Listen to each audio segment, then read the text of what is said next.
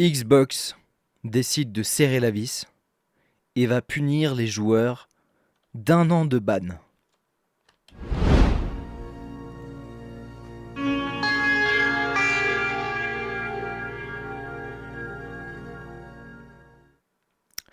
Comme vous l'aurez compris, Xbox devient plus sévère avec les harceleurs, les personnes toxiques sur les jeux vidéo. Pour moi, c'est une bonne chose. Vous retrouverez évidemment l'article qu'on va lire dans la description. Donc voilà, c'est un article de Journal du Geek. Donc les comportements toxiques sur Xbox peuvent désormais être punis d'1 an sans multijoueur ou de chat vocal. Donc sans multijoueur ou de chat vocal. Donc ça veut dire que, a priori, ça veut dire qu'ils n'ont plus accès ni au chat vocal ni au multi. La toxicité en ligne est un fléau que de nombreux studios de jeux vidéo tentent d'abattre. Mais entre la triche, les récidivistes et le harcèlement sur les réseaux sociaux, les entreprises ne savent plus où donner de la tête. Aujourd'hui, Microsoft dévoile avoir mis en place un tout nouveau système qui vise à punir les comportements toxiques qui ont lieu sur les plateformes. Les utilisateurs des services en ligne Xbox sont majoritairement en ligne de mire, comme l'explique Dave McCarthy. Donc ça concernerait principalement les joueurs de Xbox. Actuellement, pour chaque infraction à la ligne de conduite établie par la société, les joueurs Xbox reçoivent une sanction plus ou moins longue ou sévère en fonction de la nature de l'infraction. Sont considérés comme des comportements toxiques le harcèlement, la discrimination, les propos injurieux, la triche ou encore les propos à caractère sexuel. Donc évidemment, propos injurieux, j'imagine les insultes, ça suffit. Donc les gros rageux là qui se fâchent et qui insultent des gens gratuitement sur les games, faites attention à vous, voilà, hein, et ne trichez pas, évidemment, c'est encore plus logique. Donc voilà. Vice-président des services Xbox, l'homme d'affaires précise que le nouveau système prévoit désormais de lourdes conséquences suite à un trop gros nombre de sanctions. Au bout de 8 rappels à l'ordre, les joueurs pourront purement et simplement être bannis des services en ligne Xbox pendant 1 an. Donc j'imagine que ça comprend tout. Cela inclut également le chat vocal, l'un des principaux médiums de harcèlement dans les jeux vidéo. Interrogé par The Verge, David McCarthy déclare « Il s'agit d'une question de transparence pour les joueurs.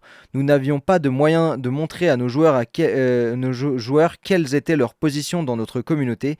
Avec ceci, tout est clair. » En vrai, c'est une bonne chose. Moi, je trouve que c'est une bonne chose parce que effectivement, on sait pas, enfin, on parle toujours des réseaux sociaux qui sont un grand vecteur du harcèlement et finalement, on pense pas tant aux jeux vidéo, donc je pense que c'est une bonne chose. N'hésitez pas à me donner vos retours dans les commentaires, me dire ce que vous en pensez. Alors, que faire si je suis concerné? Comme pour les points du permis de conduire, il est possible avec Xbox d'amoindrir sa peine. La firme partage son barème de points pour les sanctions ainsi que la marche à suivre pour les récupérer un compteur convenable. Et ainsi éviter le bannissement d'1 année. Pour chaque infraction identifiée par les autres joueurs et reportée aux équipes modératrices, il est possible de faire appel.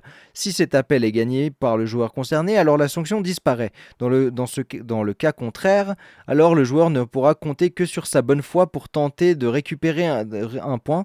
Pour ce faire, aucune infraction ne devra être commise dans un délai de 6 mois. Par contre, je me demande une chose, les joueurs qui font des signalements, entre guillemets, abusifs, est-ce que du coup ils reçoivent quelque chose en retour? Attendez, on va voir, est-ce que j'arrive à zoomer dedans pour que ce soit un peu lisible? Ouais, donc là ils expliquent, donc voilà, pour du harcèlement de type sexuel, on en a plus 2 points, harcèlement aussi plus 2, et enfin...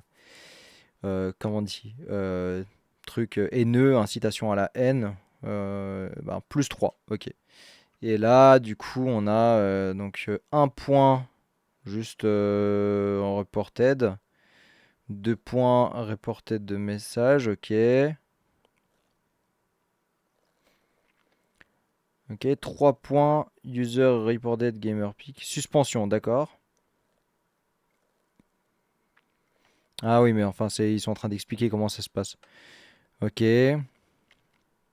Ah, donc au bout de 8 points, c'est 365 jours. Mais par contre, 7, c'est 60 jours.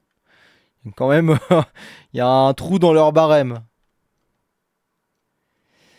Alors, voilà, donc dans tous les cas, on ne peut que vous encourager à faire preuve de bienveillance et d'acceptation envers les membres de n'importe quelle communauté dans les jeux comme dans la vraie vie.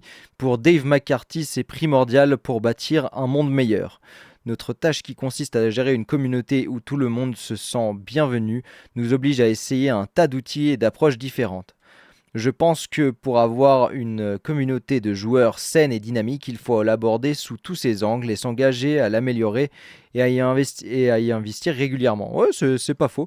Ben, moi, je pense que c'est une bonne chose qu'ils essaient de modérer peut-être un petit peu plus ça, parce que c'est vrai que c'est une chose à laquelle on ne pense pas toujours nécessairement. Donc je sais pas, donnez-moi votre avis dans les commentaires, n'hésitez pas à me faire un retour. Si vous avez apprécié cette vidéo et que je vous transmette ces informations, n'hésitez pas à me laisser un petit like, ça fait toujours plaisir, ou à repartager la vidéo. Sur ce, moi je vous dis ciao, à bientôt, c'était Stanley CX.